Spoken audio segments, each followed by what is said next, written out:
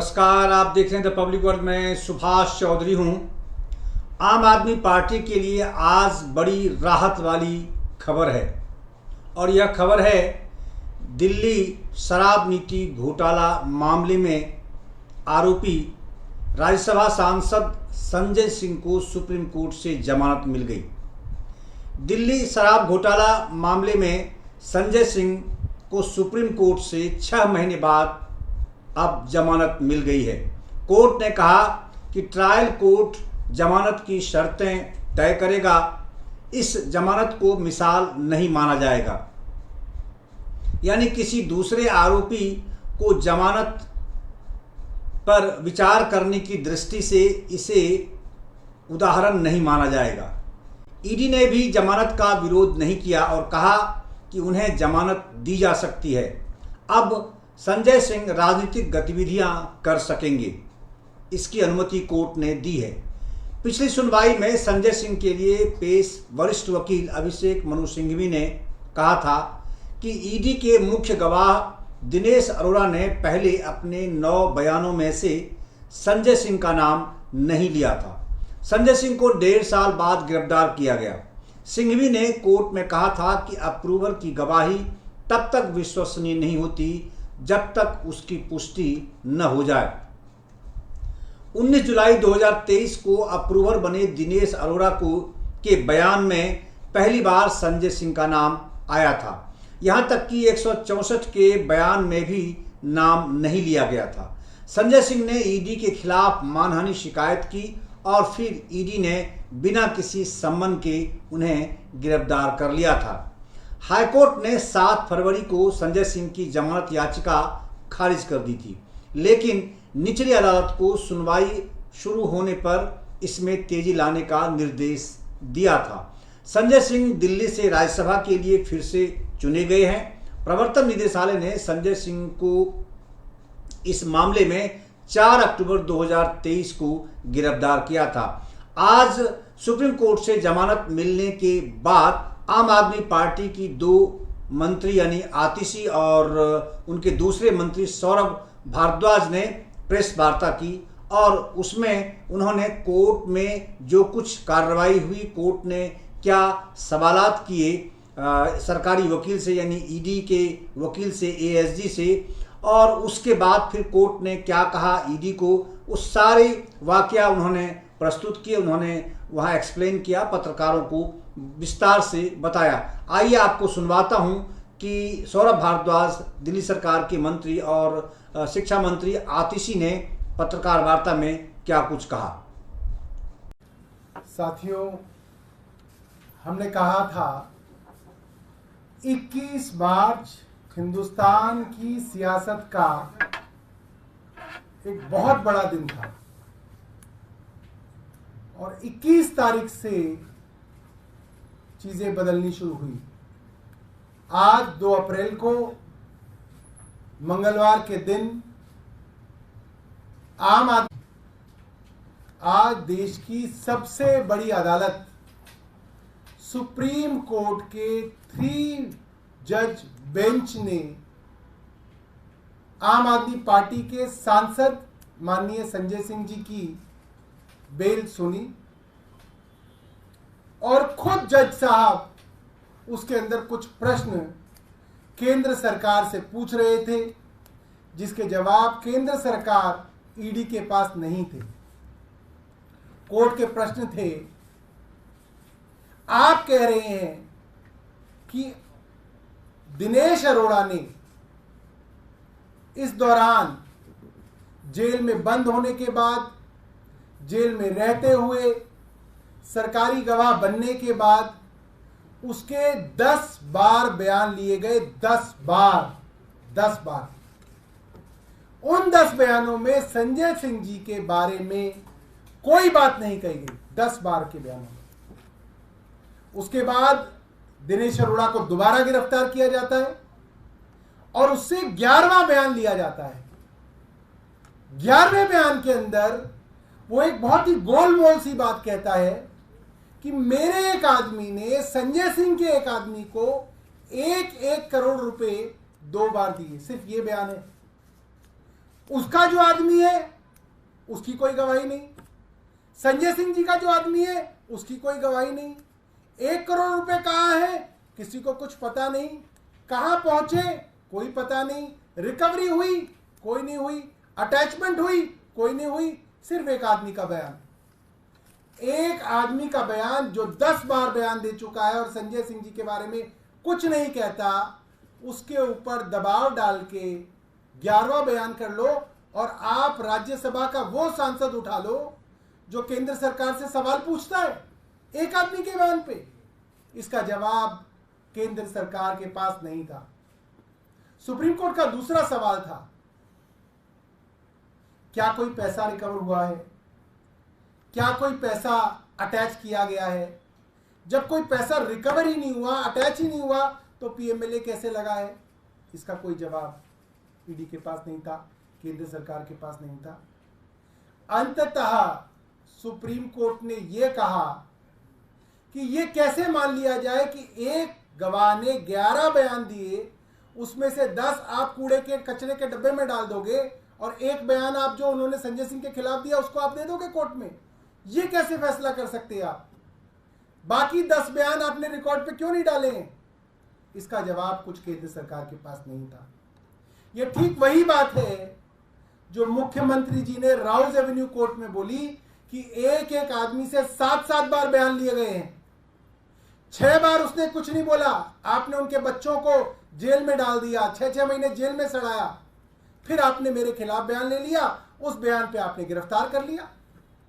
ठीक वैसी ही बात आज सुप्रीम कोर्ट ने पूछी जिसके बारे में कोई जवाब केंद्र सरकार के पास नहीं था। और सुप्रीम कोर्ट ने लंच आते आते ईडी को यह कहा, अगर आप कोई इंस्ट्रक्शन लाते हैं तो लेके आइए, वरना हम इनको रिहा करेंगे और रिहाई में जो हम जजमेंट लिखेंगे वो आपके पूरे केस को तहस नहस कर देगा, उसके रिपरकशंस होंगे।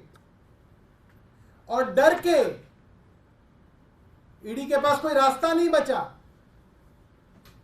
बजाय इसके कि संजय सिंह जी को बेल मिल सके। और एक फाइनल बात मैं आपको बता दूं कि जो सेक्शन 45 है पीएमएलए का, जिसकी वजह से अक्सर बेल नहीं मिलती, वो इतना कठिन और क्रूर सेक्शन है। वो सेक्शन मैं आपको अगर पढ़ के बताऊंगा तो उसके अंदर ये है, the court should be satisfied that the accused is not guilty of the offence. ये ट्विन कंडीशन है। और अगर कोर्ट इसमें जमानत दे रहा है तो इसका मतलब यह है कि कोर्ट को ये लगता है कि संजय सिंह जी बेगुनाह हैं। और ये कोई छोटा मोटा कोर्ट नहीं है, देश की सबसे बड़ी अदालत है जो संजय सिंह जी को आज बेल दे रही है। मुझे लगता है कि आज पूरे देश की लोकतंत्र के लिए एक बहुत बड़ा दिन है, बहुत खुशी का दिन है, बहुत उम्मीद का दिन है कि शायद कुछ लोग अब जेल से बाहर निकल के इस देश के लोकतंत्र को बचा लें। मैं आतिशी जी से कहूंगा कि वो अपनी बात रखें।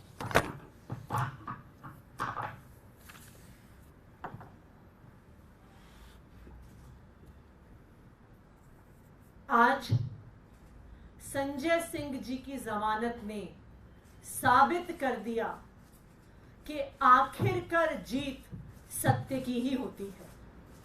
आप सत्य को दबा सकते हैं लेकिन आप सत्य को मिटा नहीं सकते हैं। आज संजय सिंह जी की जमानत ने यह दिखा दिया।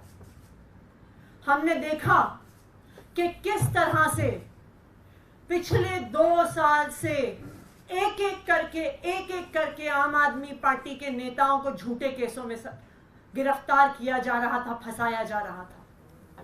पहले सत्येंद्र जैन जी को जेल में डाला, फिर मनीष सिसोदिया जी को जेल में डाला, फिर संजय सिंह जी को जेल में डाला, फिर अरविंद केजरीवाल जी को गिरफ्तार करके जेल में डाला। लेकिन आज संजय सिंह जी की जमानत ये बताती है कि आखिरकार जीत सत्य की ही होती है। आज संजय सिंह जी की कोर्ट प्रोसीडिंग्स में 2 महत्वपूर्ण बातें इस केस की पूरे देश के सामने आई हैं। सबसे पहला, जो सुप्रीम कोर्ट ने सवाल पूछा जिसका ईडी के पास कोई जवाब नहीं था कि मनी ट्रेल कहां है। आज इस इन्वेस्टिगेशन को होते हुए 2 साल हो गए। ईडी ने, सीबीआई ने 500 से ज्यादा अफसर लगाए इस केस की इन्वेस्टिगेशन में, लेकिन 2 साल में भी आम आदमी पार्टी के किसी नेता के पास 1 रुपया भी प्रोसीड्स ऑफ क्राइम का नहीं मिला। तो आज जब कोर्ट में पूछा गया कि पैसा कहां है, मनी ट्रेल कहां है, प्रोसीड्स ऑफ क्राइम कहां है, तो ईडी का कोई जवाब नहीं था इस सवाल को लेकर। दूसरी महत्वपूर्ण चीज, जो ईडी का सारा केस है जिसके तहत संजय सिंह जी को गिरफ्तार किया, मनीष सिसोदिया जी को गिरफ्तार किया, दिल्ली के मुख्यमंत्री अरविंद केजरीवाल जी को गिरफ्तार किया, सिर्फ और सिर्फ अप्रूवर्स के बयान के आधार पर है। ऐसे अप्रूवर्स जिन्होंने 1 बार, 2 बार, 3 बार, 4 बार पहले बयान दिए जिसमें आम आदमी पार्टी के किसी नेता के खिलाफ कोई एलिगेशन नहीं था, लेकिन उन पे दबाव बनाया गया, उनको धमकाया गया, उनको जेल में डाला गया जब तक उन्होंने आम आदमी पार्टी के नेताओं के खिलाफ गवाही नहीं दी। और जैसे ही वो आम आदमी पार्टी के नेताओं के खिलाफ गवाही देते हैं, गवाहियां बंद हो जाती हैं, स्टेटमेंट्स बंद हो जाते हैं, इन अप्रूवर्स को बेल मिल जाती है, जेल से बाहर आ जाते हैं। जैसे दिल्ली के मुख्यमंत्री अरविंद केजरीवाल जी ने राउज एवेन्यू कोर्ट में बताया था कि शरत रेड्डी, उसने 11 बयान दिए और दिल्ली के मुख्यमंत्री अरविंद केजरीवाल जी के खिलाफ कुछ नहीं बोला, लेकिन उस पर दबाव बनाते रहे, उसको महीनों तक जेल में रखा। जब आखिरकार टूट कर, हार कर उसने अरविंद केजरीवाल जी के खिलाफ बयान दे दिया तो उसको तुरंत बेल मिल गई। राघव मगुंटा रेड्डी, उसने 6 बयान दिए जिसमें उसने अरविंद केजरीवाल के खिलाफ कुछ नहीं बोला, लेकिन उसे गिरफ्तार किया, उसे 6 महीने जेल में रखा। जब वो टूट गया, उससे 7वां बयान अरविंद केजरीवाल के खिलाफ लिया, उसके बाद कोई बयान नहीं हुआ। उसके बाद राघव मगुंटा को बेल मिल गई। राघव मगुंटा के फादर मगुंटा श्रीनिवासलू रेड्डी, उन्होंने 2 बयान दिए जिसमें अरविंद केजरीवाल का नाम नहीं लिया, लेकिन जब 6 महीने तक बेटा जेल में रहा तो वो पिता उसके टूट गए और उन्होंने अरविंद केजरीवाल के खिलाफ बयान दे दिया। बेटे को बेल मिल गई, उसके बाद कोई बयान नहीं हुआ। उसी तरह से आज संजय सिंह जी के केस में दिनेश अरोड़ा के बयान के बारे में कई सवाल उठे। सुप्रीम कोर्ट ने भी ईडी से पूछा कि 10 बयान दिनेश अरोड़ा ने दिए जिसमें उसने संजय सिंह के खिलाफ कुछ नहीं बोला। फिर एक 11वां बयान हुआ जिसमें जब वो संजय सिंह के खिलाफ बयान देते हैं तो उसके बाद बयान होने बंद हो जाते हैं। तो आज सुप्रीम कोर्ट के सामने ईडी का पर्दाफाश हो गया जब उनसे पूछा गया कि पहले 10 बयान आपने सामने क्यों नहीं रखे? 11वें बयान में ऐसा क्या था कि आपने सिर्फ 1 बयान मांगा? उसके बाद आपने बयान क्यों नहीं लिए? तो आज ये पूरे देश को पता चल गया कि ये तथाकथित शराब घोटाला सिर्फ और सिर्फ अप्रूवर्स के, सरकारी गवाहों के दबाव पूर्वक लिए गए झूठे बयानों के आधार पर खड़ा हुआ है। आज जो ईडी का पर्दाफाश हुआ है पूरे देश के सामने, अब हम ये उम्मीद करते हैं कि इस केस में जो एक मनी ट्रेल है उसको अब ईडी इन्वेस्टिगेट करेगी, उसकी जांच करेगी। जो शराब कारोबारी शरद चंद्र रेड्डी ने 55 करोड़ रुपया भारतीय जनता पार्टी को दिया, जो इस केस की इकलौती एस्टैब्लिश्ड मनी ट्रेल है, उसकी ईडी जांच करेगी। उस पे ईडी अपनी एफआईआर फाइल करेगी, भारतीय जनता पार्टी को आरोपी बनाएगी और भारतीय जनता पार्टी के राष्ट्रीय अध्यक्ष को गिरफ्तार करेगी और उनसे पूछताछ करेगी, क्योंकि मनी ट्रेल अगर इस पूरे केस में कोई है तो वो शराब कारोबारी शरद रेड्डी से भारतीय जनता पार्टी तक है। अब मैं माइक जैस्मिन जी को दूंगी कि वो अपनी बात रखें।